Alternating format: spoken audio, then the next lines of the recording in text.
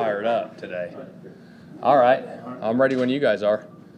Shane, after the game, Trevor Lawrence told the AR, take care of yourself, protect yourself. What kinds of conversations have you had with him along those lines? Yeah, I think it's just eliminating the big hits. There's a certain situation, obviously the 4th and 5 when we got down in there, like you had to go get it there. But just like other times when you can get out of bounds and be smart, There's a time and place for it, but just got to be smart. It's a long season to take care of your body.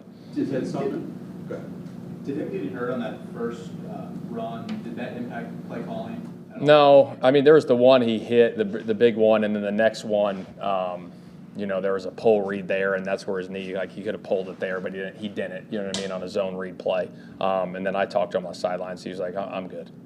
So he should be fine. Is there a fine line that running quarterbacks, how did you deal with it with Jalen Hurts? Yeah, I think there is a fine line, but I think if you go look at it statistically, most quarterbacks, if they do get hurt, if you look at all the numbers, it's within the pocket more than anything. So, again, we have those conversations, weekly about, when to be smart. Shane, as you had some time to reflect on what that's in the video, how encouraged are you by what you saw from your rookie quarterback? Very encouraged. I thought he did a really nice job. He went to the right spots with the football. The completion percentage was good. We had some shots down the field, and he was smart with the football. They didn't give them to us, and he checked it down. There's little details to clean up, like there will be every week, but very encouraged with his first performance. How is Drew Ogletree doing? And Julius Brand seems like practice. Yeah, he's doing well. He's progressing well. He's still in the protocol, but he's doing really well. And Juju, yeah, he's progressing well as well. He's doing a good job. Was his absence on Sunday, is it related to the personal matter, or is that just? It was just it was a personal matter. It was a coach's decision there for the game. Yeah. Was Zach Moss playing Sunday? He's progressing really well.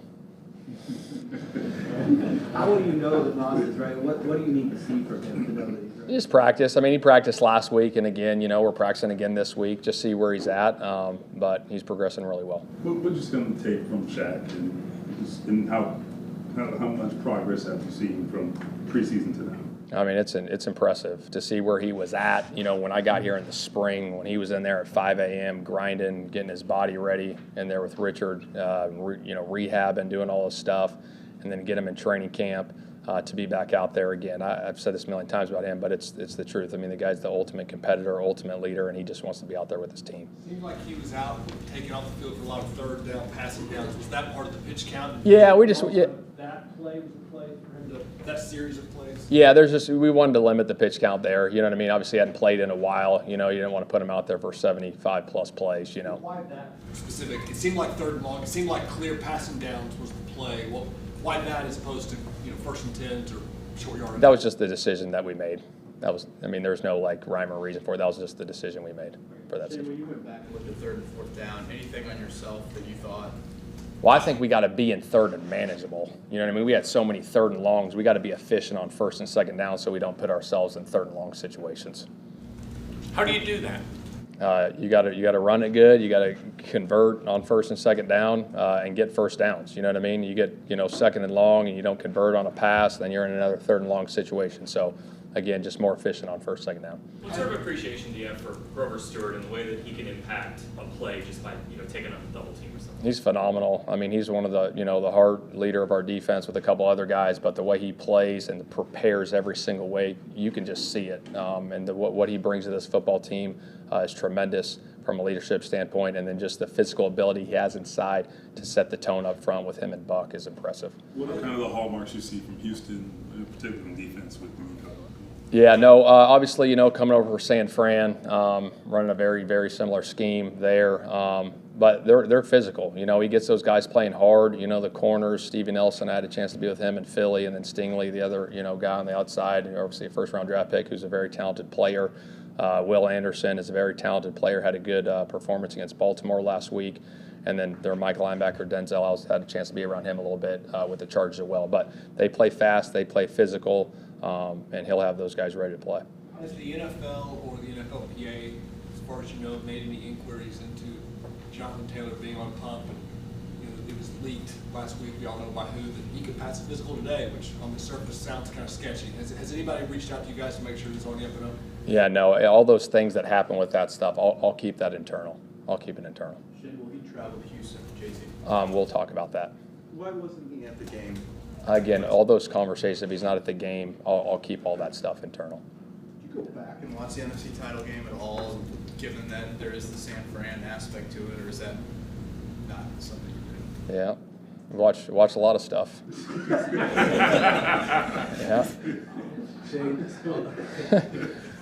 going into week one, all the talk, your first game, Anthony's first game, how relieved are you now to kind of get week one out of the way and kind of focus on week two? Yeah, no, it's going to be exciting. Obviously, going into week two, another division opponent on the road. I know it'll be a great atmosphere there in Houston, but it's good. Just the week one preparation. Now you get into your routine of what it's going to be each and every week, and just keep preparing, as best as you can, coaches and players, and making sure we're on point, laser focused with everything we do in meetings and out on the practice field. Jay, what do you think about C.J. Stroud coming out this year and what he's done just week one with Houston? Yeah, no, he had a pretty good game. Obviously, he gets the ball out of his hands quick. He makes quick decisions. He's a pure passer. He can spin it. I watched, obviously, the game, and the ball comes out on time. He sees it well.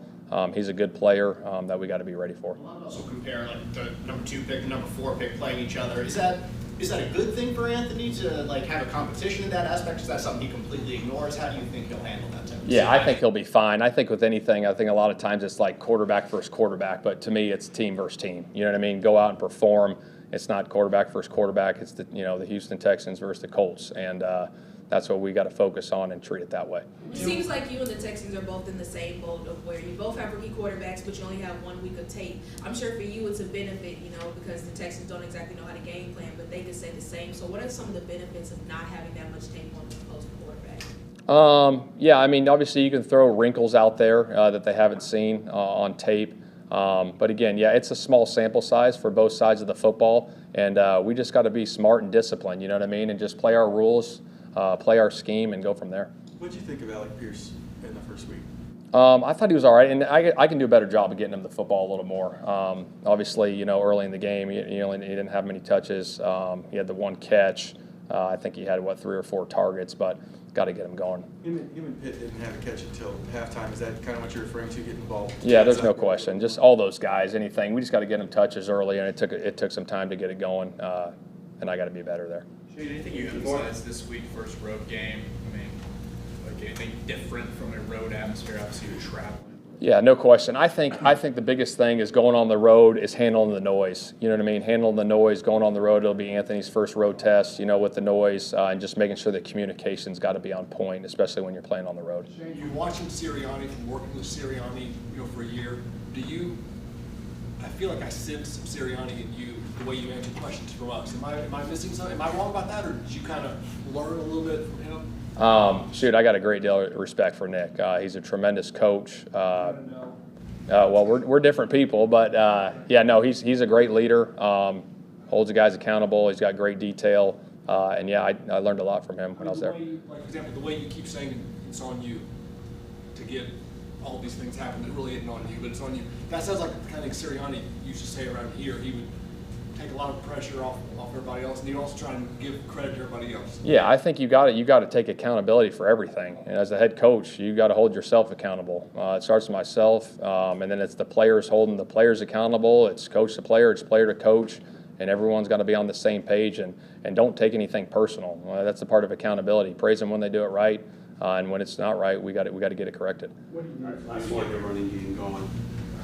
We just got to have a great week of practice. That's the biggest thing we preached in there. We just had our offensive meeting is we got to be on the details. We got to come off the ball, try to control the line of scrimmage from the start, and go from there. I'm sorry, real quick.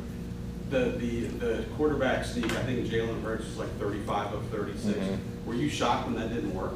I was a little bit because it wasn't a yard. It was like inches. It was like a half a yard. So we got to be better there. We got to keep getting better at it and go from there. That was also your fault, Shane.